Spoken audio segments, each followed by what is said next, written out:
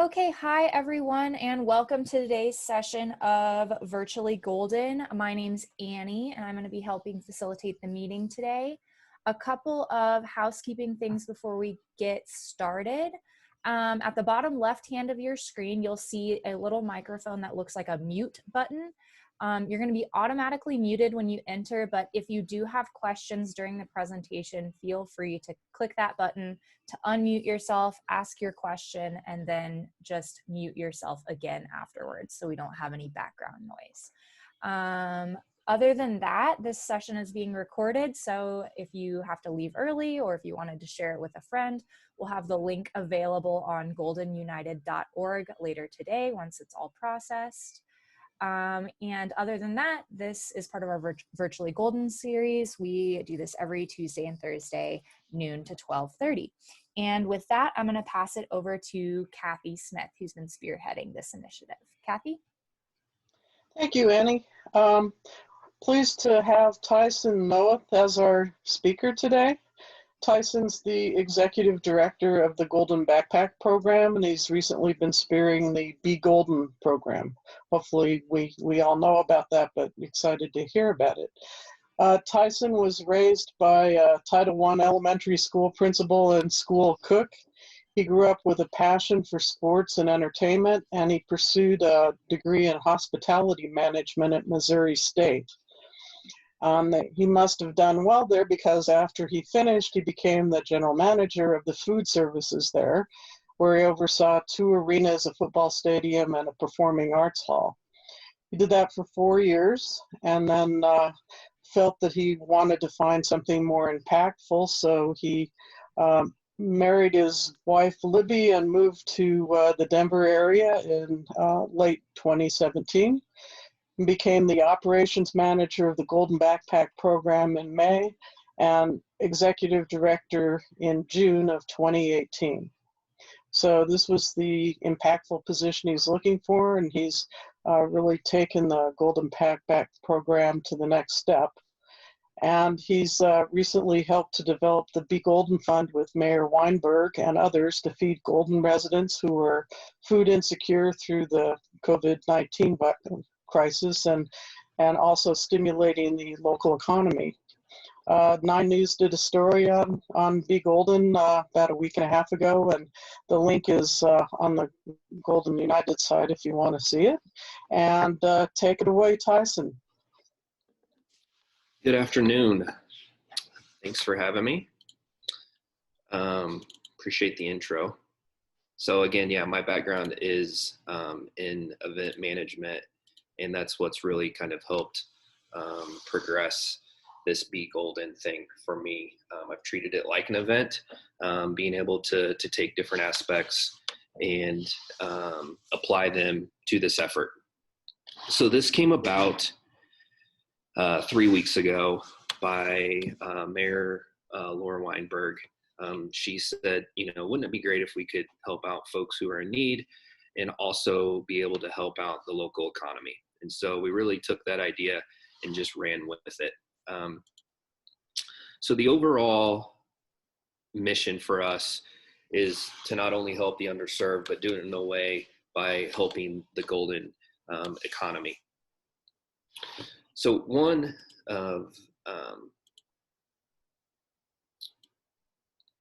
so this is just a simple flow chart of what we're doing. We have the city who's in charge of all our communication.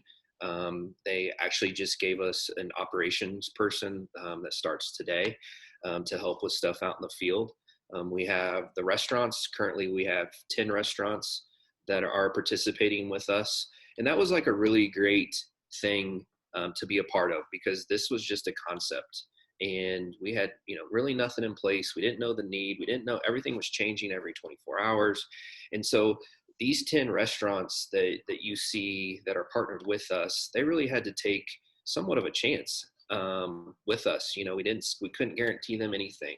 And so we're super, super grateful to those 10 restaurants. We have about 5 other restaurants that are waiting for us to expand to also bring on, which has been great. The volunteerism part, we have volunteers coming out of our ears. We are actually looking to partner with other communities to give them or let them have some of our volunteers to help with. And then the last part of this is obviously the funding. We can't do any of this without the funding from the Golden community. And so there's two parts to this. There's the Golden Civic Foundation Fund, and then there's the BGoldN Fund. The BGoldN Fund is basically the food umbrella. So, and I can kind of go more into detail with that through these slides. The Golden Civic Foundation, they're more broad. They're more towards the second level, third level, maybe fourth level of the challenges that we're going to see in the future because of COVID-19. So we've given out, now we've given out over 1,000 meals, just a few short days that we've been an organization or a program. And we've raised over $20,000. That has been super, super helpful, obviously, since we're paying for all of these meals with the restaurants. Our biggest challenge right now is the same challenge that everyone's going through, which is, we don't know what the need is going to be next week, next month. How long is this going to last? When's folks going to go back to work? Once they do go back to work, are they still going to need assistance? And so our thing is just being stable. And the part of being stable is the funding part. Again, volunteers have been great. Restaurants have been great. The need is increasing, but none of this really comes together unless we have the funding to do this. So here are our partners that we're currently with, and how this works is they're on a set schedule. So for example, every Monday morning, Bonfire Burrito fixes X amount of meals. And then every Monday afternoon, Woody's fixes X amount of meals. And so everyone's on a specific schedule on a specific day. So we have 3 different parts to the specific BGoldN program. So the one is we did a food drive about 3 weeks ago, and we did that over at Calvary. So this is a really cool story to where it was Friday the 13th. It's when everything kind of was happening all at once. I checked with the Jefferson County School District to see if they were doing anything for folks who were food insecure in Golden. I got the response that was probably not going to happen. I then contacted Mayor Weinberg to ask her if the city was going to be doing anything. She says, as of right now, no. And so I asked to take the lead on this, went to Calvary, had a 3-minute conversation with the head pastor, and he literally handed me the keys and said, we're not using the church. Do what you want with this. So we received over $10,000 of food just in those 3 to 5 days. We had people going out shopping. We had different teams going to different areas, since we obviously had no clue what this was going to look like.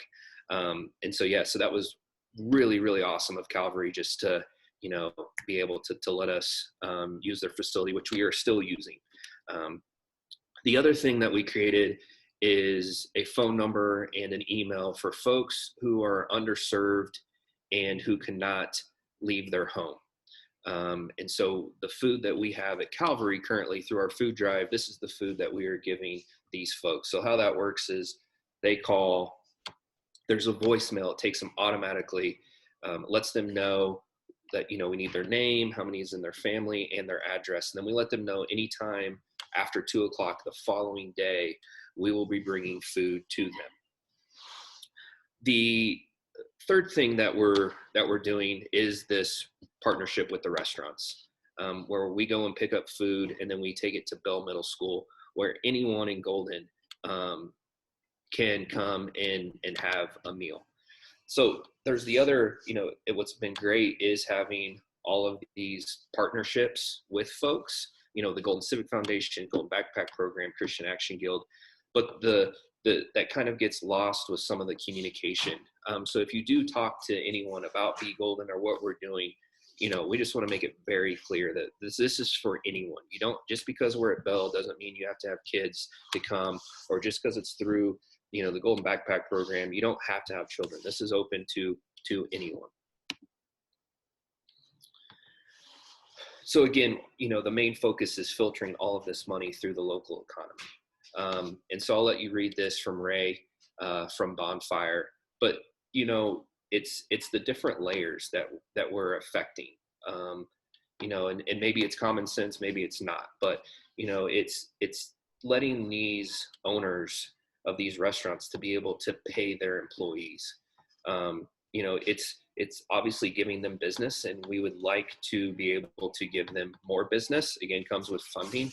And that goes back to also having a kind of a financial / budget committee for BGoldN that we're creating to really help figure out the longevity of our finances, because we would not, we don't want to spend thousands and thousands of dollars this week on meals to where maybe this is going to last 8 months and then we have nothing in the bank to be able to purchase meals. So there's that part of it. So how this works, I will give you a brief overview. There's a lot of words on this slide, but what it is, if you look at the big words, there's the person in need, and they are calling the number or either emailing us. So how that works is the logistics team that I have is actually a bunch of mine students, which is, as you can see, is going to be the central nervous portion of our program. And so they contact the logistics team, and then the logistics team connects the volunteers to the person in need. So for example, if someone calls a day and says, I have a family of 5, I need food, here's my address, they're then connecting with the volunteers to make sure that those bags are made. And then those drivers who are also volunteers know exactly where they're going. The other part of the logistics team is dealing with our accounting sector. So when there is restaurants who are providing the meals, then they know how many meals they're providing, and then they're sending them to our accounting team. So these restaurants get paid on a weekly basis. So someone that wants to volunteer, trying to make it as simple as possible. If you go to helpgoldennow.org, there is a volunteer tab. We are partnering with the neighborhood rehab to help with this. And so if you were to click on there, there is a vetting process. And this is just to make sure that we don't have any high risk folks who are wanting to volunteer, because as we all know from living here in Golden, is there's a lot of big-hearted people that want to help. And, maybe they are a little sick, but they don't really, want to acknowledge that, or maybe they are at that high risk age or whatnot. And so we're taking the responsibility to make sure that these folks are vetted properly. Not only are we doing that, but then once they volunteer, we're also sending them surveys, because we also know that these folks who are food insecure probably have other things going on as well. Either with mental health issues, or just with the pandemic, or maybe there's a broken window that needs to be fixed, or just trying to have our volunteers observe to these locations that they're going, and see what other assistance that we can do besides the food part. The restaurant, again, we make this as super easy as possible for them. We, as of right now, it's 50 meals per breakfast and per lunch. They, once that number changes, we let them know. But that's what they prepare. It's prepared at 8:30 or 12:30. A volunteer comes and picks it up and then takes it directly to Bell Middle School. And then the restaurants get paid once a week. So the delivery service I kind of talked about a little bit is these folks who can call the Google number. It goes to the logistics team. They let the volunteers know, and then it's delivered. And the process with that is we just leave it on their doorstep or front porch, and then we let them know that it's there, and let them take the care package. So a lot of stuff here, but basically what this is showing is how important our logistics and our mine students are of everything that they're touching. as far as data processing, distributing orders, keeping track of our inventory over at Calvary. The other thing that, another task that I've given them is to really try to figure out what the future need is. And so, that's either taking unemployment percentages or data, or, different tools of, is there a trend? Is there something that we can go by to say, you know what, a week from now, 2 weeks from now, a month from now, this is maybe the percentage of population that is going to be in need. We do know just from Golden Backpack, Calvary Food Shelf, and from the Christian Action Guild of how many current people are, were in need before this even started. The thing we don't know, obviously, is all of these folks who've never been put in this situation. And also letting them know about us. And so it's these new folks that we're trying to figure out of what that need is. So what's next? All right, so this is a really cool concept that we have created. So all of our cool logos have actually been done by Carrie, who's a manager over at Buffalo Rose, super talented. And so the Spring Yuletide, a wave of holiday spirit this spring. You're probably wondering, what in the heck is this? Well, what it is a gift card program. So we're encouraging folks that do not need their stimulus check, or that just want to give back to the community and hit multiple facets, to be able to do that through this program.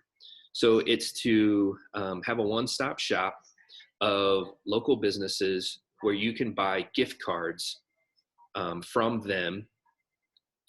And the point of this would be to then give them out as Christmas presents in December, because we all know that our local businesses, they need money now.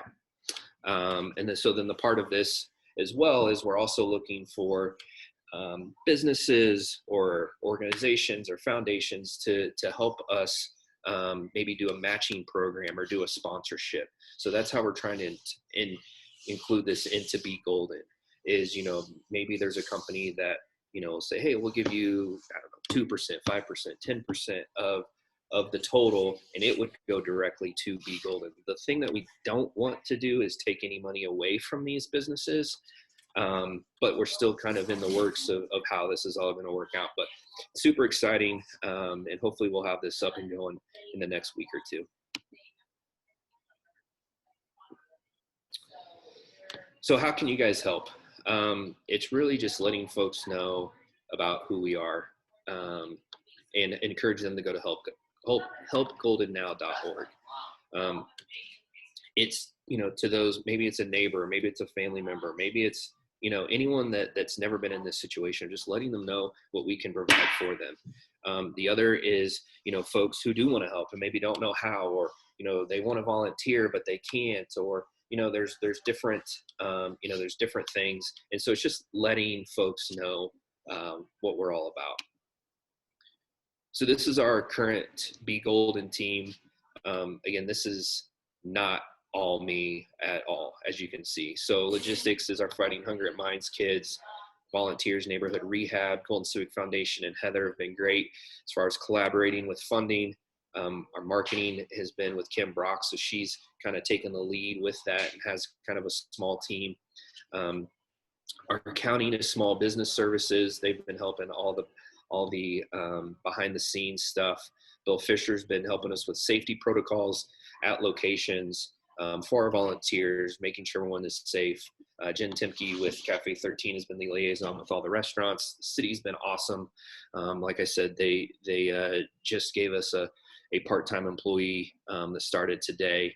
And then Calvary, the chamber, they're helping us as far as letting businesses know that their employees can come and check us out, and we're there to help them. Also, they're going to be helping with this gift card program that's coming about. And then our budget and finance team, it's not official yet, but looks like we have some previous city officials they're going to be on here to help with this. So this is the last slide that I have, and then I'll be happy to take any questions. You know, I don't have to read this to you. It's very impactful. You know, it just shows that it's all about perspective. Um, and you know, it's just this woman here who is seeing the silver lining of things, is just very appreciative of what we're doing, and just, you know, I think we just need more of that during this time. So that is my presentation. I appreciate it. Let me know if you have any questions.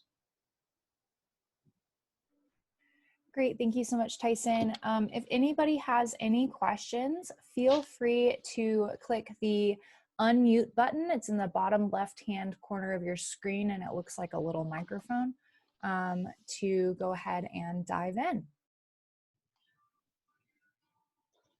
Well, I've got a question. First of all, Tyson, thank you so much for all that you're doing. This is great.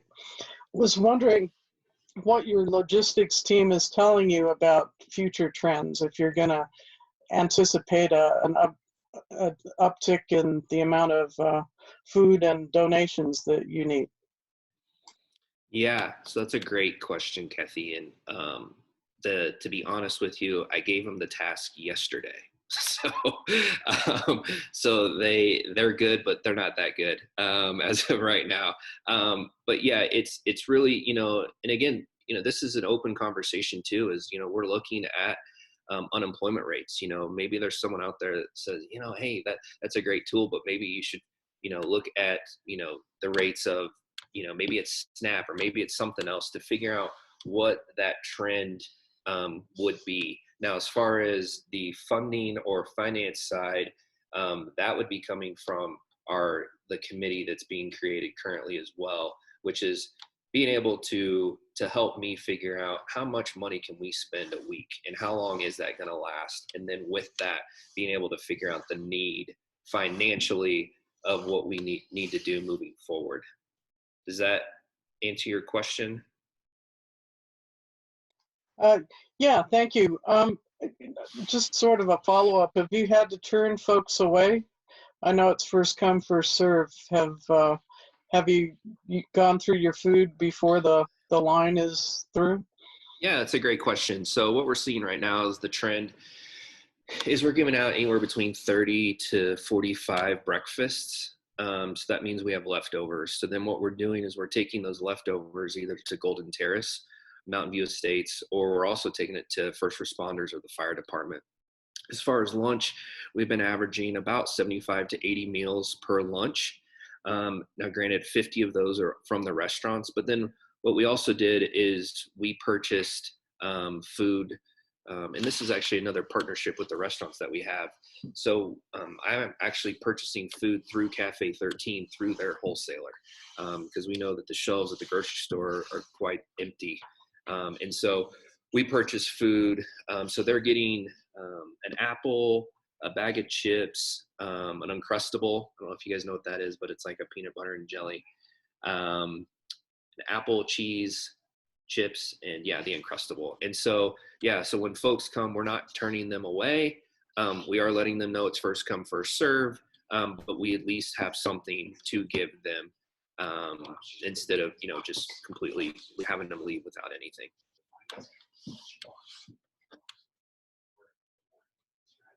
One more question. Is your food pantry through the Golden Backpack program still going? Yeah, it is. We're so our fresh food co-op is our partnership that we have with the Action Center, and so they go get food from Trader Joe's, Whole Foods, and Sprouts. So we have seen that decline a little bit. But the other thing too is that we've been able to, like, for example, last week I purchased 200 pounds of beans, 200 pounds of rice, and 200 pounds of pasta. And so there's certain things that we're able to purchase, and it's actually easier for us to know our quantity and know our inventory based on being able to purchase stuff like that, instead of, you know, we never know what we're going to get on a Monday from the delivery or on a Wednesday. You know, it may be you know, it may be 1,000 pounds of bread, you know, or it may have no meat, or it may not have any vegetables. And so that's always been our issue with the program that we currently have. It works out well, but we just never know what we have. Well, now it's even worse. Like, you know, we just have no clue. We're at the mercy of these grocery stores. But all in all, yes, we have not had to, you know, turn anyone away. We haven't, you know, if we're depleted on food, that's what the Calvary, the food drive we did there, excuse me, and that's what it was. That was what is it created for, was if the Christian Action Guild couldn't get enough food that one week or that one day or that, you know, whatever, same with Golden Backpack, same with the Calvary food shelf, that is something that they can go to as plan B.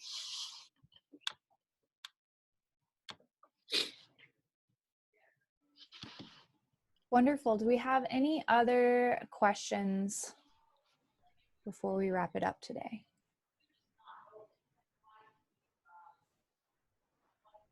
Awesome. Hello, this is Ginger and John in Greeley, Colorado. Thank you so much. We can't even tell you how our hearts have just been so lifted by your work, and we're so proud of you. Good job. Awesome. Our Thank you. daughter, or I mean, my sister lives in Golden, and she might be on right now, but we're taking note of this and seeing if we can get you some more funds. Thank you. Yeah, you're welcome. That's great. Yeah, and that kind of goes to the other part too, is you know, of other communities that are, you know, curious about doing something like this as well. You know, we've had multiple people reach out, and you know, no reason for people to recreate the wheel. And so if you know anyone in any other communities that would like to know, just let me know, and I'd be happy to share and kind of let them know how this all kind of came about. Appreciate Fantastic. the kind words. Well, that's fantastic. I'm pretty sure Greeley has something really cool going, but man, Tyson, can you please be our president of our United States, please?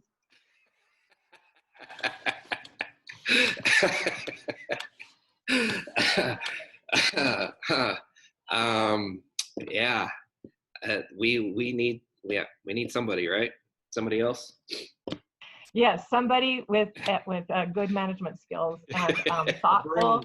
Oh my gosh, you have such a great vision and forward vision, and I'm just so proud of you. Good job. Oh, thank you. Appreciate it. Thank you. Wonderful. Well, if anybody has any more questions, feel free to dive in. And if not, I think we're going to go ahead and wrap up. Again, I wanted to say thank you so much for Tyson. Your work is absolutely fantastic and so necessary in the community right now. So we're really happy to have you here. With that, I'd like to invite all of you to join us again this coming Tuesday for our next virtually golden session. And Kathy, I don't know if you want to talk about who we have on next week.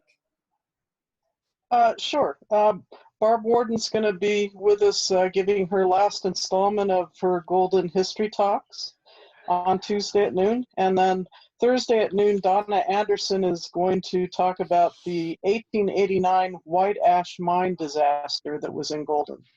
So hope to see everyone next week. Wonderful. And Tyson, if you want to shoot me an email with any links that you want me to share with the group, I can do some follow-up. So for anyone who is listening in today, I will send an email with links to website and donation and volunteer opportunities. I can do that. Wonderful.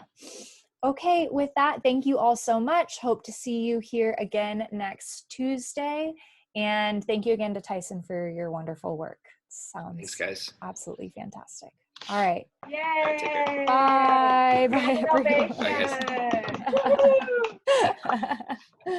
All right. Bye-bye. See you guys next week.